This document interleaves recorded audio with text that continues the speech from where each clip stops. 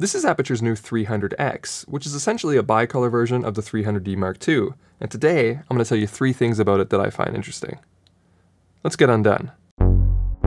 Gerald Undone. He's crazy. What's happening, everybody? I'm Gerald Undone, and say hello to my little friend. So this light, in most ways, is identical to the 300D Mark II. Thus, I'm not going to waste your time and re-review all of those aspects, but I'll put a link in the description if you want more information. So instead, let's focus on the 3 things they did with the bicolor component that separates this light from the cheaper alternatives. Also, for disclosure, this video is not sponsored, but Aputure did send me this light directly to test. So the first and most interesting improvement on the 300x compared to something like this Ninja 400 from Viltrox is the layout of the chip. On the Ninja 400, which is a $400 bicolor COB, you can see a bit of a grid pattern that has rows and columns of both cool and warm diodes, which is why to get max output, you need to be using a mixture of these colors, and why the output is reduced as you go warmer or cooler, because some rows are dimming or turning off. And this is the most common configuration you'll see for bicolor COBs. But it does present a problem in the shadows. Look what happens if I create a shadow pattern with my hand and let the light break up into lines between my fingers. The lines alternate in color temperature and don't look very pleasing. And this effect can be worsened when using modifiers like Fresnels or barn doors.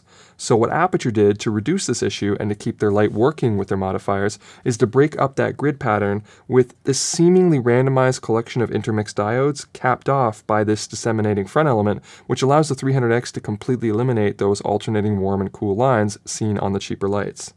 They've also solved the output problem I alluded to a minute ago, which is my second interesting thing about this light. Like I said, normally what happens is you set the light to a given power, and then as you cycle through your color temperature, you'll have to change your exposure because your total light hitting the subject will change as your temperature does. And the 300x still has that mode if you prefer it, but smartly, they've added the option to change that to a constant output, so that as you cycle through the temperatures, your exposure will remain the same.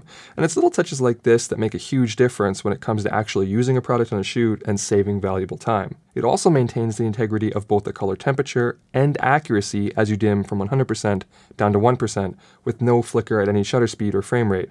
Conversely, on the Ninja 400, as you get to around 10% or so, you can see a significant shift as one set of diodes becomes too dim to mix with the other, resulting in noticeable jumps in color temperature and a significantly diminished reproduction accuracy.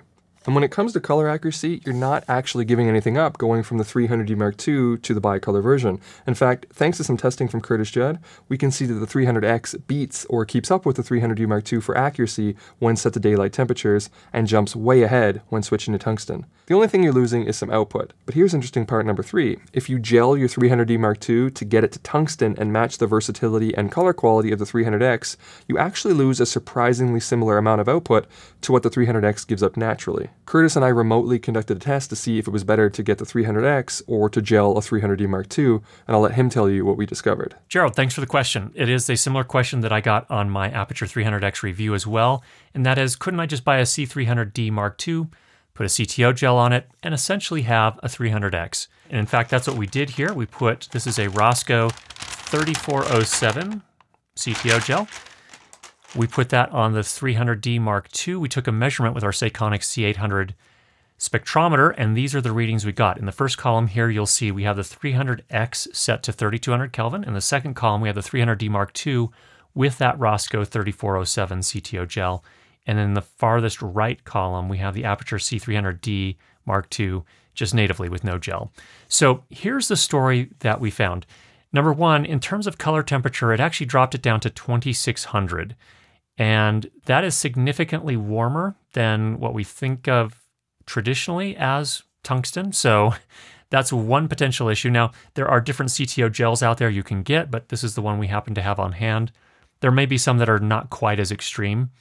But the most important thing here is that with this particular gel, what we saw was the output of light dropped tremendously. In fact, it dropped to levels that were below the 300X when it's set to 3200 Kelvin. So the C300D Mark II with this 3407 CTO gel actually drops by over half. And so you're getting a lot less light output. It also tended towards green to a pretty significant amount. The color correction index came in at 0.5 magenta, which means you'd have to put a half magenta gel on there to get it back in balance in terms of the magenta green balance. The CRI dropped from 96 to about 93. And interestingly, the SSI, or Spectral Similarity Index, increased from 76 to 80. And then finally, if you're into TLCI, we actually saw that drop from 97 to 85. So overall, it's a more complex answer than I think people were looking for. I think what it really comes down to still is that if you need something that's color critical, or you need something that's tungsten colored, probably the 300X is going to be your better bet. Make sure you check out Curtis's full video on the 300X and the rest of his channel if you're interested in learning more about lighting or sound. Now, the gel that Curtis used was a pretty heavy-duty one, and you could easily reduce that by about a third, and while you would definitely improve the output of the 300D Mark II doing that, it would still be quite similar to the output of the 300X when set to an equal temperature, in that 40 to 50% reduction zone. And I think this is something that's very interesting and compelling. I've never actually tested the output reduction of a gel before, and it's given me a newfound tolerance for the output loss on bicolor lights, especially considering it saves you the financial cost of gels and the time lost installing them. And in the case of the 300X, the only way it doesn't beat the 300D Mark II is if you just need maximum daylight output, which the 300D Mark II still wins. But keep in mind that the 300X is still around 2.5 times brighter than a 120D Mark II, so there's plenty of light for most purposes.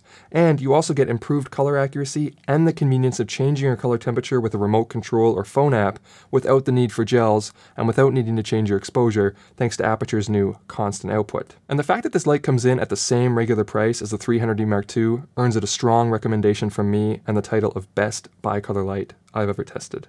But that's going to be it for me. I hope you found this video entertaining, or at least helpful, and if you did, make sure you leave it the old thumbs up and consider subscribing if you haven't already. But if you did not find this video helpful or entertaining, try setting the playback speed to 75%. Alright, I'm done.